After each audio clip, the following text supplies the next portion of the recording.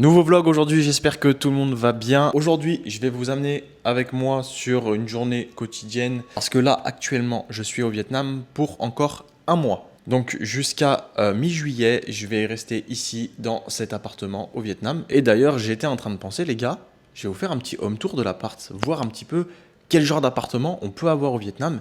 Et je me dis que ça peut intéresser certaines personnes. Donc voilà pour le home tour. Donc là, on va retrouver salon-cuisine. Pourquoi on a fait le choix de cet appartement-là avec madame? Parce qu'en fait, il nous faut suffisamment d'espace pour travailler. Alors l'appart, il n'est pas hyper grand en soi, vous allez voir, mais on a suffisamment d'espace pour deux. Et pour deux, c'est très bien. On a salon-cuisine avec une petite table à manger ici. La cuisine qui est juste là. Ici, particularité, c'est qu'en Asie, on n'a pas de four. Il n'y a pas de four, donc ça, c'est un peu la merde, mais je veux dire, on peut quand même cuisiner. Enfin, madame, elle peut cuisiner. Ça, c'est pas ma place ici. La place de la femme, c'est dans la cuisine. Et certains me diront, mais qu'est-ce que t'es macho? Mais voilà, en tout cas, c'est pas moi qui cuisine parce que déjà, c'est pas bon quand je cuisine. Donc ensuite, là, on a la télé. Ceux qui se posent la question, qui doivent se dire, mais attends, tu changes tout le temps de logement, du coup, t'as pas de décoration. Ma décoration, ça va être ça. Ça va être toutes nos médailles. Ici, là, j'en ai aussi sur la Play. Ici, Play 4 d'ailleurs, qui n'est même pas branché. Ça doit faire 4 ou 5 mois que j'ai pas joué. Ensuite, qu'est-ce qu'on a d'autre? Donc là, on a la salle de bain. Je vais pas déranger madame qui est en train de se doucher. On a le placard ici. On stocke toutes nos affaires. Le petit miroir ici qui va bien. La petite shape. Vous direz ce que vous pensez de la shape. À jeun, sans congestion, rien du tout, sorti du lit. Ça fait peut-être 1 heure que je suis réveillé. Et ensuite, qu'est-ce qu'on va retrouver? On va retrouver la chambre. Bon, on va attendre que le réglage se fasse. Et c'est un lit amené directement au sol. En fait, c'est un lit à la japonaise. Donc voilà, il n'y a pas de déco, il n'y a pas grand-chose. Enfin, il n'y a même rien du tout. C'est juste une chambre, tout ce qu'il y a de plus classique. Et vous avez une petite vue depuis la chambre. Vue qui est assez sympa. Voilà. Et voilà, donc pour donner un petit peu un ordre d'idée sur un appartement comme ça au Vietnam, bien évidemment on peut trouver des appartements plus petits, mais un appartement où vous avez la place pour travailler à la maison avec certains standards, on va dire des standards un petit peu occidentaux, des standards européens, un appartement comme ça, je paye précisément 840 ou 850 euros de loyer, plus 20 euros par mois, internet, eau, électricité, ce qui fait à peu près 860 euros par mois. Honnêtement, pour le Vietnam, c'est cher, parce que vous pouvez très bien trouver des loyers autour de 400-500 euros, mais en termes de disposition, de taille, de superficie, etc., c'est pas forcément ça. Vous allez retrouver beaucoup de studios autour de 400 euros qui sont très bien situés, mais moi j'ai préféré être un petit peu plus loin de la plage. Là, je suis à 5-10 minutes de la plage maximum, sachant que la plage, déjà de 1, j'y vais pas tous les jours. En plus de ça, la plage, quand j'y vais, je reste 1 heure. Je vais pas passer 7 heures à la plage, j'ai pas non plus que ça à foutre. Donc voilà un petit peu ce que vous pouvez retrouver au Vietnam. Vous pouvez retrouver ce genre de logement pour 800 euros à peu près. Sachant que 800 euros, j'ai payé le prix fort. Hein. J'ai payé le prix fort, pourquoi? Parce qu'ici, il y a deux types de prix. Il y a le prix des locaux et le prix des étrangers. Et moi, comme je suis étranger, je paye le prix fort. C'est-à-dire qu'un Viet, s'il avait voulu le même appartement, je pense qu'il aurait payé 100 euros par mois de moins, facile. Donc après voilà, c'est le jeu, faut juste accepter. Il y a des trucs que je paye bien plus cher parce que je suis étranger, et c'est normal, je vais pas leur enlever le pain de la bouche. Et si je suis pas content, j'ai qu'à pas prendre. Donc voilà, c'est pour ça qu'il y a pas mal de choses que je paye un petit peu plus cher par rapport aux étrangers. Forcément, c'est pas les mêmes revenus. Ici, le SMIC, je crois qu'il est à 5 ou 600 euros. Donc forcément, c'est pas les mêmes revenus. Mais en tout cas, vous pouvez, comme je l'ai dit, vous pouvez trouver des logements autour de 500-600 euros. Voilà, moi j'ai fait le choix de pas forcément prendre un logement à 500-600 euros. C'est ce que j'avais fait l'an passé, mais honnêtement, on se marchait dessus à deux, c'était un petit peu la merde, surtout pour bosser directement depuis la maison, c'est un petit peu chiant.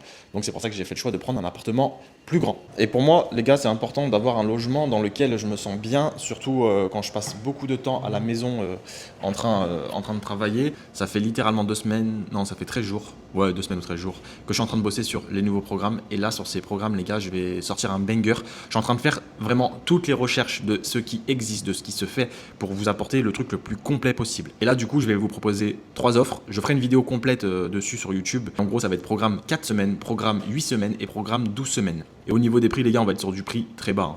On va être sur du prix très bas. Ça va être un truc genre 29, 49, 69. Donc vous aurez la possibilité d'avoir un programme de 12 semaines pour 69 euros. Je vous laisse faire le calcul au mois ce que ça revient. Je vous laisse faire le calcul à la séance. Vous allez voir que c'est vraiment ridicule. Et en plus de ça, l'idée c'est que je vous intègre les vidéos explicatives pour chaque bloc, le programme en format PDF et le programme en tableur Excel. Je suis en train de faire toutes les recherches sur ce qui se fait actuellement. Et l'objectif c'est que je fasse le truc le plus complet possible, le truc qui n'a jamais existé. Que je vous apporte du contenu explicatif vidéo, que vous ayez votre programme en fichier PDF, que vous ayez votre programmation en tableur Excel. Bref, en gros, je suis en train de vraiment de faire le truc le plus complet possible. Mais voilà, dans l'idée, les gars, ça sortira courant juin. Je suis en train de vous préparer un banger à des prix défiant toute concurrence. Allez, maintenant, je vais vous sortir un petit peu, je vais vous montrer un petit peu Da Nang, à quoi ça ressemble de jour. Je me pose une petite seconde sur la vidéo juste pour vous rappeler qu'il faut vous abonner à la chaîne. La chaîne, elle est encore nouvelle, j'essaie de la lancer, mais pour ça, j'ai besoin de votre soutien. Un abonnement, c'est pas grand chose, mais moi, ça me soutient énormément derrière. Bon, allez, retour à la vidéo. Maintenant, on va aller faire un petit tour de scooter. On va aller au bord de la plage pour vous montrer 2-3 petites choses sympas. Regardez la tenue, les gars.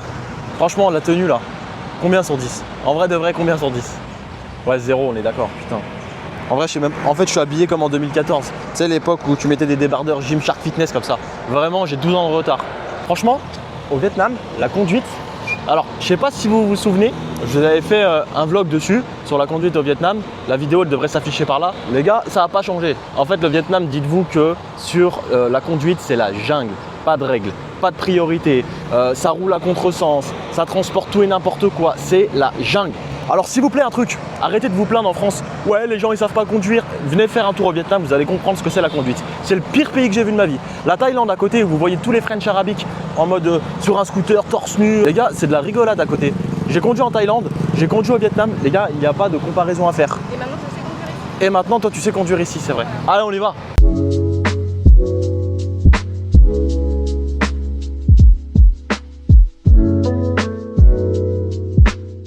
Là, il fait une chaleur. Je pense que là, ça a affiché 35 degrés sur le scooter. C'est pas possible. Je vous jure que c'est pas possible. Ou alors c'est ressenti clairement. Et par contre, vous voyez là, un truc, c'est que tous les Viets, ils sont tous en manches longues. En fait, c'est pour. Moi, je suis en débardeur, comme un con. Et t'as même pas de masque. Et j'ai même pas de masque. Mais vous voyez, en fait, ils ont tous un masque et ils sont tous en manches longues. Et tous les Viets, et en Thaïlande, il me semble que c'est pareil. En Indonésie aussi. En fait, je sais pas si on se rend compte en vidéo à quel point c'est le bordel pour conduire, mais je vous assure qu'en vérité, ça peut vraiment faire peur au début. Après, c'est une question d'habitude, en vrai, c'est comme tout, mais au début, ça peut vraiment faire peur. C'est pas les mêmes codes qu'en Europe, ça n'a rien à voir. Regarde, ça arrive à contresens, ça balle sur moi. Vraiment, regarde là, il y a un bout qui arrive à contresens. Alors là, regardez bien, cette intersection de fou furieux. Là, faut être prêt à ça. Ça arrive vraiment, regardez là, juste devant moi. Hop, à contresens.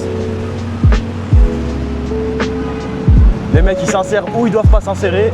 Là, c'est au petit bonheur la chance. Quand on passe ici, on va passer voilà, entre deux voitures. Lui, on le laisse passer. Là, j'ai le temps d'y aller. Voilà, la conduite au Vietnam.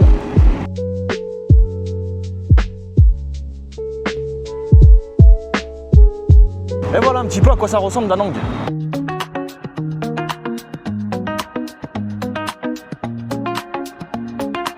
Là, cette vue là, elle est trop stylée. Et de nuit c'est incroyable. C'est trop beau.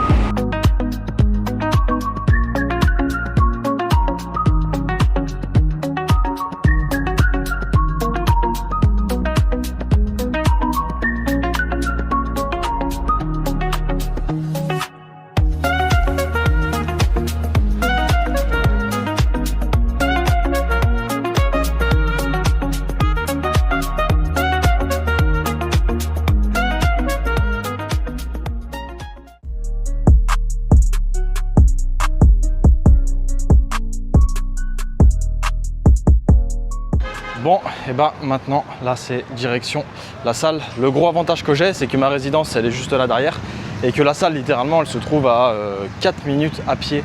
Donc c'est vraiment un avantage de fou furieux. Je vais vous montrer la salle dans laquelle je suis. Je vais vous faire un petit tour de la salle. Et aujourd'hui, au programme, c'est une séance dips et renfo. L'avantage, c'est que j'aurai une bonne congestion. Donc je pourrais vous montrer un petit truc pas mal, faire un petit update de la shape. Et là, ce que je voulais vous montrer aussi, les gars, c'est pour traverser la route au Vietnam. Ça paraît con ce que je suis en train de dire. Se dire, mais frérot, ça va, tu vas juste traverser la route au Vietnam. Non, ça va pas. Vous allez comprendre pourquoi. Vous imaginez ça en France, en gros, c'est un barbeur. Les mecs, ils font des coupes de cheveux dehors, sous un pont. Et tous les jours, quand je passe devant, je me dis, mais attends, c'est quand même une folie. Parce que imagine un truc, c'est qu'en France, t'as un barbeur qui se met sous un pont. Tu vas te dire quoi? Tu vas dire, c'est un truc de SDF, ça, c'est pas possible. Bah ici, c'est normal. Ici, c'est tout ce qu'il y a de plus normal.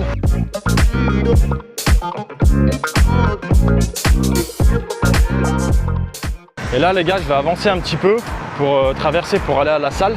Et je vais vous montrer au Vietnam comment vous traversez. C'est pas comme en France, hein. C'est pas comme en Europe, même tout court. En fait, dites-vous que là, quand vous traversez la route, les gens ne s'arrêtent pas. C'est-à-dire que c'est à vous de les esquiver. En Europe, les gens ils vont s'arrêter, il y a un passage piéton, les gens s'arrêtent. Ici c'est l'inverse, c'est le piéton qui doit s'adapter aux voitures et aux scooters. En fait vous allez voir que ça s'arrête pas. La première fois que je suis arrivé ici au Vietnam, je me suis dit ouais, mais c'est quoi cette folie, les gens ils sont tarés. En fait non, c'est pas eux qui sont tarés, c'est juste des codes et un fonctionnement qui est totalement différent. Donc là par exemple ici, voilà, je suis là pour traverser et vous voyez les mecs qui ne s'arrêtent pas.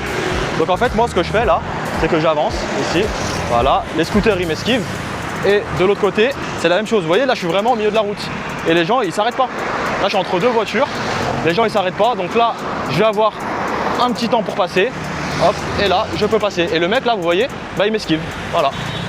En fait au début tu te dis oh là la dinguerie, le mec qui me fonce dessus, mais c'est juste en fait des codes sociaux qui sont vraiment différents. Et quand on n'a pas l'habitude de ça, c'est vrai qu'au début on peut se dire ouais c'est quand même assez dangereux. Mais après une fois que vous prenez l'habitude en vrai, franchement ça va. Et là du coup ma salle elle est juste là. Cette salle elle s'appelle Black Gym. Pourquoi j'ai fait le choix d'être ici dans cette salle? Parce que déjà je suis à 2 minutes de l'appartement où je suis. Et en plus de ça, c'est un luxe, il y a la climatisation dans la salle. Au Vietnam, en Asie, d'une manière générale, c'est pas de partout qu'il y a la clim. Donc là, c'est un gros avantage dans cette salle.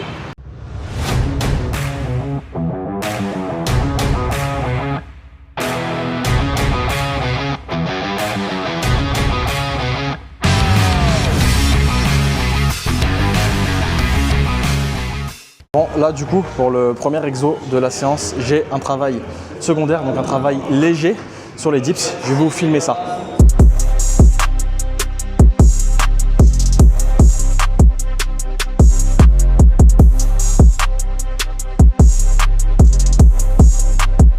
Bon, là les gars, j'ai fini l'échauffement, donc j'ai un 3x5, donc 3 séries de 5 à effectuer à 85 kg.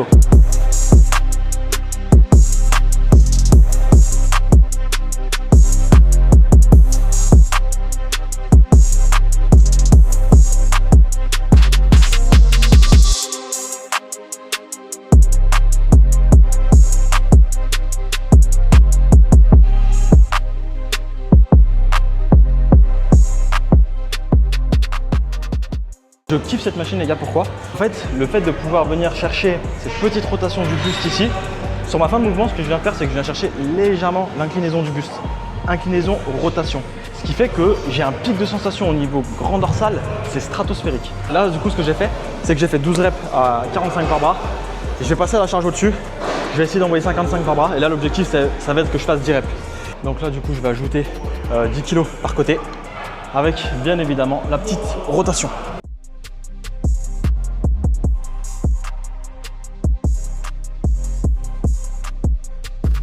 En sachant que j'ai fait des muscle-up, des tractions hier, là les gars, j'ai le dos en feu, j'ai les avant-bras qui sont en feu, une congestion de fou furieux. De toute façon, juste après ça, je vous filme encore 2-3 exos de renfort que je fais, d'isolation, et après je vous fais un petit update de la shape. Bon, du coup maintenant, les gars, j'ai du développé militaire en série de 12-10, donc là j'ai un 1x12 et un 2x10. Du coup, je suis obligé de changer d'endroit pour aller faire mon développé militaire parce que là, il se trouve qu'il n'y a pas d'haltère assez lourde. Alors, soit il n'y a pas d'haltère assez lourde, soit c'est moi qui suis trop fort pour les haltères qu'il y a. Je sais pas, on peut voir ça dans les deux cas de figure, ça marche aussi. Bon, bah là, du coup, les gars, j'ai fait une première série à 22,5. C'était facile, série 12. Sachant que je suis vraiment gaze au développé militaire, moi, surtout développé militaire haltère. À la barre, je suis un peu meilleur, mais aux haltères, je suis vraiment très gaze. Du coup, là, ce que je vais essayer de faire, c'est un petit 2x10 à 25 kg. Je suis en week 2, on force pas trop, on pump un petit peu. Je crois que mon max, c'est un x8 à 34 ou 36. Hein. Je suis pas beaucoup aux haltères, hein. Je suis pas hyper fort sur les épaules. Bon, allez, on est parti.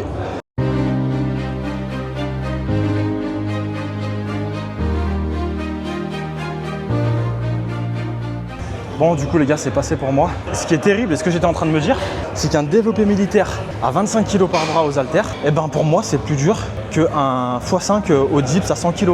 Vraiment, genre le développé militaire, ça me met dans le mal de ouf. Hein. J'ai vu un bouc à côté de moi, il a pris les 30 et je vous jure, je vois le bouc, je me dis bah, il est balèze, mais en vrai ça va. Attendez, je vais essayer de le filmer en mode discret. En fait, c'est lui là. Et du coup, je l'ai vu prendre les 30 par bras, je me suis dit putain, mais en réalité je suis vraiment une merde. Hein. Je suis vraiment une merde. Développé militaire terminé, on va passer sur le pec deck. Il y a des boucs dessus, je crois que c'est des Australiens. Je vais leur demander combien de séries il leur reste. Excuse me bro, How much that you have? 3. Ok. Bon, il leur reste 3 séries du coup les gars. On va attendre tranquillement qu'ils terminent. Et je vais vous montrer un petit truc que j'aime bien faire sur le pec deck pour avoir un bon petit pump. Je mets un tempo excentrique et ensuite un tempo isométrique. Donc je vais vous montrer ça. Là, tempo ici. 1, 2, 1, 2, 3, 1, 2, 1, 2, 3. Et là du coup, vous voyez les gars, ça me permet vraiment de rester en tension continue. 2, 1, 2, 3.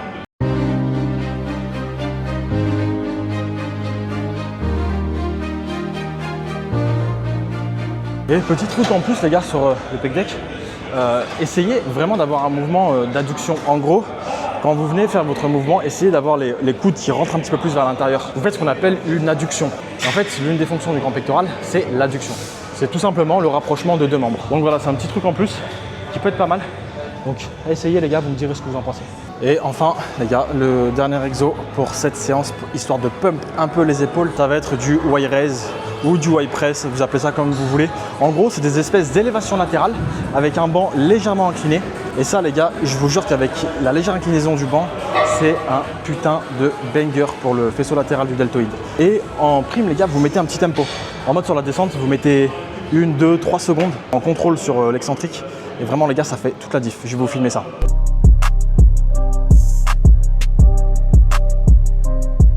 Et là-dessus les gars, en vrai ce que je vais vous recommander, faites-le en léger. En léger, ça vous permet d'avoir un meilleur contrôle sur votre excentrique et même en termes de sensation, si votre charge est plus légère, vous aurez forcément une meilleure exécution. Donc n'hésitez pas sur les exos d'assistance, surtout les exos d'isolation, mode biceps, triceps, épaules, tous les exercices, mettez léger. Enfin, sans non plus mettre 2 kg, tu vois, on va pas abuser non plus. Mais essayez d'avoir une charge qui vous permet quand même d'avoir un joli mouvement avec un joli tempo. Et au moins, avec un tempo, forcément derrière, vous avez des sensations plus importantes. Et mine de rien, avoir des bonnes sensations, c'est agréable de s'entraîner. C'est juste agréable de s'entraîner avec des bonnes sensations. Là, par exemple, je sens de ouf les épaules. J'ai l'impression du coup que je congestionne à mort des épaules et du coup, c'est assez plaisant.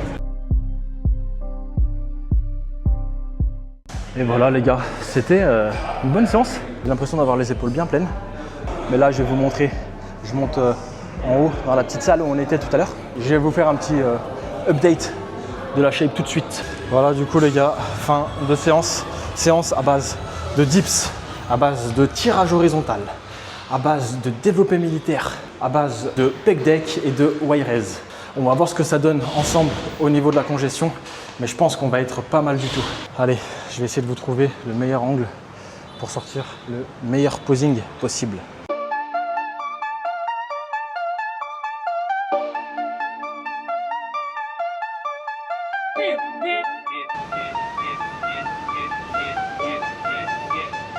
Voilà un petit peu ce que ça donne au niveau de la shape les gars. Donc là actuellement je pèse 75 kg et en termes de pourcentage de body fat les gars, je dois être aux alentours de 10, peut-être 12%, je sais pas. Mais en tout cas je dois être sur quelque chose du genre. Dites-vous les gars, c'est quand même une dinguerie parce que là il y a un bouc qui vient de passer à côté de moi. Il s'est excusé de passer devant la caméra. Le mec il a dit oh je suis désolé de t'embêter, c'est quand même une folie. En vrai c'est quand même une folie. Et là ce que j'aimerais bien faire les gars d'ici la fin de l'année, c'est me remplir un peu plus, prendre peut-être 2-3 kilos, monter à 77-78. Comme là actuellement je vais être en off-season, c'est-à-dire que je vais pas avoir de compétition de prévu avant un petit moment. Je pense que la prochaine ça sera début 2027 ou milieu 2027, je vais voir, mais en tout cas pas avant 6 mois. Donc en fait vu que je suis sur un petit off-season, là ce que je pourrais faire c'est prendre un petit peu de poids, histoire d'être un peu plus rempli, mais en gardant le même pourcentage de body fat, et ça c'est le plus dur. Donc voilà, c'était la séance les gars. On se retrouve dans quelques instants à la maison. D'ailleurs les gars, avant de manger, je voulais vous faire profiter de la vue. Je voulais vous montrer un petit peu à quoi ça ressemble le Vietnam, parce que c'est vrai que c'est des choses que je ne montre pas forcément en vlog, et je me suis dit pourquoi pas cette fois-ci le montrer. Je vous mets une petite musique de fond, vous allez voir honnêtement, c'est stylé.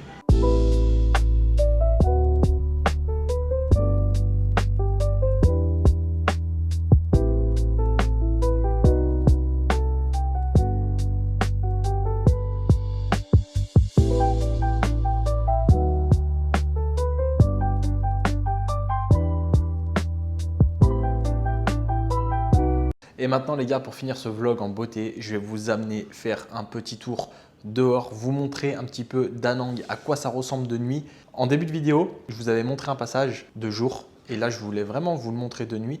Donc avec madame, on va prendre le scooter, on va longer la plage de nuit et vous allez voir à quel point c'est beau. Je vous mettrai une petite musique de fond, un peu comme je viens de faire. Vous vous asseyez, vous profitez du moment et vraiment, je veux aussi vous en faire profiter à travers une vidéo, mais je veux vous en faire profiter.